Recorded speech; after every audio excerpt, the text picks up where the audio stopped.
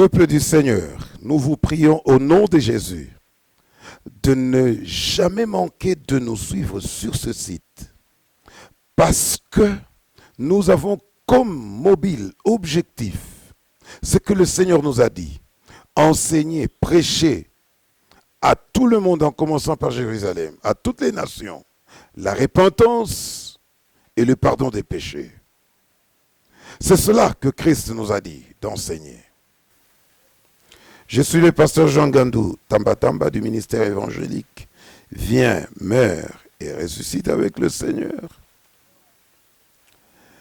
Je voudrais pendant ce moment vous demander de me... Dieu qui nous dit chaque jour, nous ne cesserons de le faire, nous ne cesserons jamais de le dire. Dans Ésaïe 55 au verset 3e, il dit, prêtez-moi votre attention pour que votre âme vive. Écoutez-moi pour que vous puissiez vivre. Bien-aimés dans le Seigneur, l'heure est grave. Pour ceux qui ont l'habitude de nous suivre, nous avons donné certains enseignements les mois passés.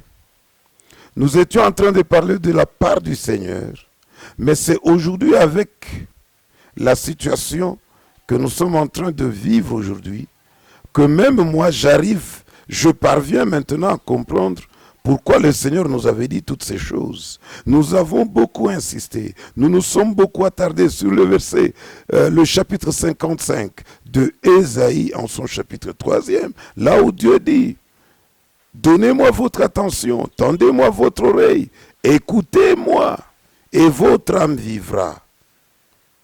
Je n'avais pas encore compris pourquoi le Seigneur disait cela. Et aujourd'hui, la situation est plus que catastrophique à travers le monde et encore plus dans notre pays. Là n'est pas notre problème, mais nous allons voir cet aspect des choses sous l'angle d'enfants de Dieu. Qu'est-ce que notre Dieu dit? Les hommes peuvent parler, mais tous les hommes sont menteurs. Il n'y a que Dieu qui dit la vérité. Parce que c'est lui qui a créé toutes choses, les visibles et les invisibles.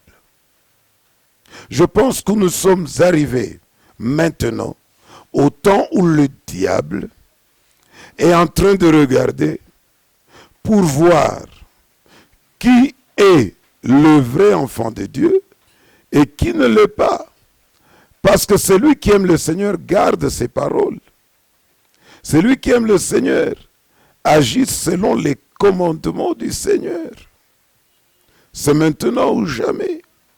Il a dit, si vous m'aimez, gardez mes commandements. Nous l'avons vu 2 semaines en arrière, dans Jean 14, 15. Si vous m'aimez, gardez mes commandements. Si vous m'aimez, gardez mes paroles. Et aujourd'hui,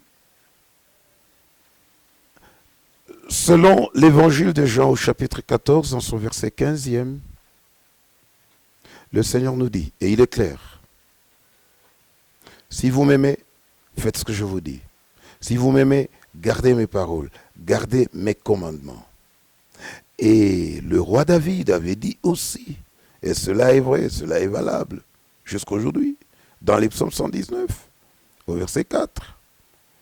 Les commandements de Dieu, toutes ces ordonnances ont été données aux hommes pour qu'ils puissent les observer scrupuleusement. Jérémie nous dit, qu'est-ce que nous avons à faire aujourd'hui dans la situation qui prévaut à travers le monde? Ça ne sert à rien que je puisse vous le rappeler, vous le savez, parce que c'est ça qui est à la une aujourd'hui. Mais je voudrais rappeler aux enfants de Dieu, je voudrais les encourager, parce que voyez-vous, dans notre pays, gloire au Seigneur, les autorités, l'État congolais a demandé à toutes les confessions religieuses, et moi je demande à tous les enfants de Dieu, de pouvoir unir leurs prières pour demander à Dieu de faire quelque chose, parce que je crois en sa parole. Je crois que tout ce qui nous arrive vient de lui, parce qu'il n'y a rien qui peut arriver dans une ville sans que lui n'en soit l'auteur. C'est sa parole. Je voudrais que nous puissions passer aujourd'hui mes bien-aimés, à la lecture de la parole du Seigneur pour que nous puissions nous encourager. Je sais que ce dimanche 22, nous avons tous observé toutes les mesures qui ont été arrêtées par les autorités du pays. Pourquoi? Parce que nous savons que tout pouvoir vient de Dieu.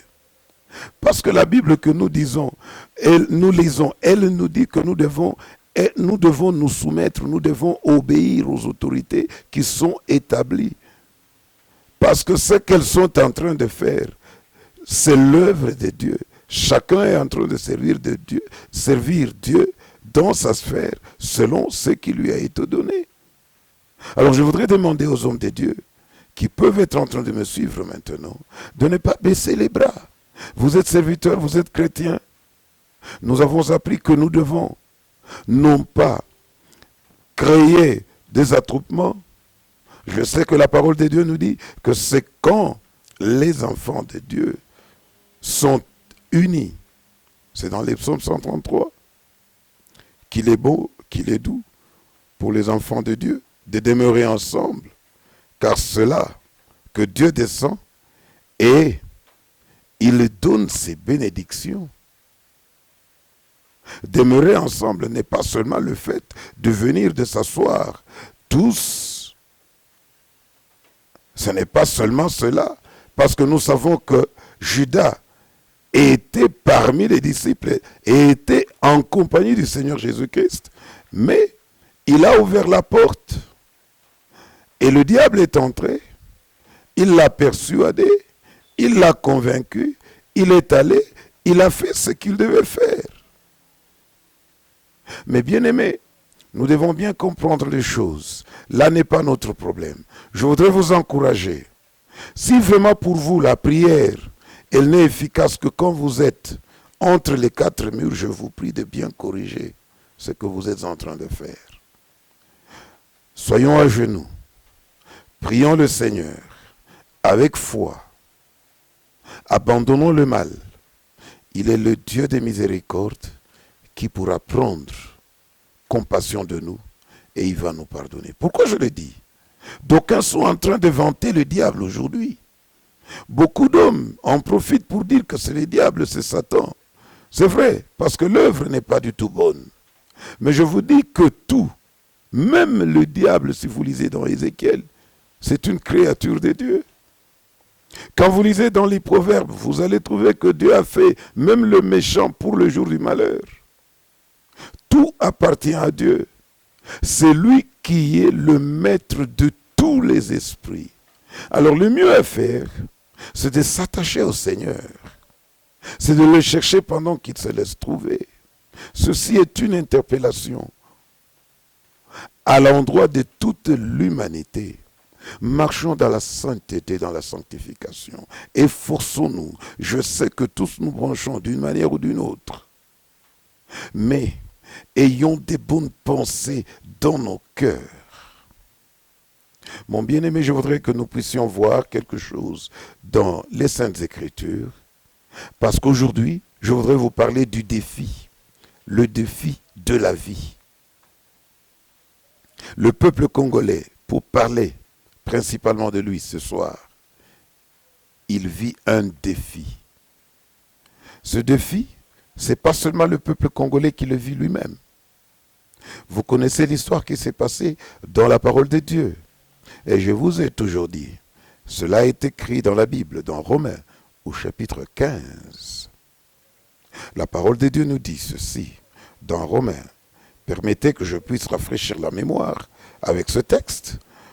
Je prends Louis II. Si vous avez votre Bible, vous allez l'ouvrir. Vous prenez Romains au chapitre 15, le verset 4. La Bible me dit ceci. Or, tout ce qui a été écrit d'avance l'a été pour notre instruction, afin que la patience et par la consolation, afin que par la patience et par la consolation que donnent les Écritures, nous possédions l'espérance. C'est la lecture de la parole du Seigneur. Si vous croyez que la Bible est la parole de Dieu, Que le Seigneur vous bénisse là où vous vous trouvez. Toutes les choses qui sont écrites dans votre Bible que vous avez là l'ont été d'avance, plusieurs années en avance. Ces choses-là ont été écrites pour que vous soyez instruits. Je m'en vais vous donner un exemple, toujours dans la Bible. Ces choses ont été écrites depuis très longtemps. Ce que toi et moi nous vivons aujourd'hui. Je ne voudrais même pas beaucoup citer le nom de ce qui vous fait trembler, parce que quand on cite seulement coronavirus, les gens sont dans l'épouvante, ils tremblent, ils ont peur. C'est vrai, avoir peur du coronavirus, c'est aussi bien, mais je crois qu'il faut beaucoup craindre le Seigneur notre Dieu, celui qui a fait le ciel et la terre. Il veut que nous puissions le respecter, le craindre, plus que ce que nous faisons aujourd'hui pour cette pandémie. Vous savez autant que moi que c'est ce que nous craignons qui nous arrive. Si la Bible est la parole de Dieu, et que la parole de Dieu est la vérité, selon Jean 17, 17, bien-aimés, craignons le Seigneur, pour que le Seigneur soit avec nous. Évitons de faire ce qui est mal. Parce que le mal, c'est cela qui nous crée des ennuis. Dieu est avec nous pendant que nous sommes avec lui. Si nous l'abandonnons, il nous abandonne aussi. Voilà que Dieu est très logique. Voilà que Dieu est la sagesse elle-même et l'intelligence elle-même. Mon bien-aimé, fuyons le mal. Arrêtons de faire ce qui est mal. Cette situation n'est pas la première dans le monde, depuis que le monde est monde. Ce genre de choses étaient déjà arrivées. Et il y a eu des hommes et des femmes qui ont recouru au Seigneur.